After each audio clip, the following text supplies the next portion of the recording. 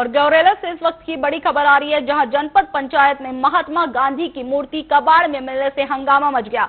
तो आपको बड़ी खबर बता रहे गौरेला से, जहां जनपद पंचायत में महात्मा गांधी की मूर्ति कबाड़ में मिलने से हंगामा मच गया। राष्ट्रपिता महात्मा गांधी का अपमान जनपद कार्यालय कटघरे में खड़ा है। वहीं गौरेला पंचायत दफ्तर में गांधी प्रतिमा की हालत पर सवाल खड़े हो रहे हैं। कबाड़ में पड़ी गांधी मूर्ति, जिम्मेदारों पर कार्रवाई की मांग तेज हो गई है। वहीं पूर्व सीईओ ने जांच की मांग उठाई है। मामला गरमा गया और जनपद कार्यालय की लापरवाही सामने आई है। राष्ट्रपिता के सम्मान को ठेस पहुंचाने की बात कही जा रही है। तो आपको बड़ी खबर बता रहे हैं, जहां गौरेला में जनपद पंचायत के बाहर कबाड़ में महात्मा गांधी की मूर्ति मिली है, जिससे उनकी प्रतिमा को ठेस पहुंचाने और उनके सम्मान को ठेस पहुंचाने की बात सामने आई है। इस मामले में पूर्व सीईओ ने जांच की मांग उठाई है। फिलहाल मामला गरमाया हुआ है।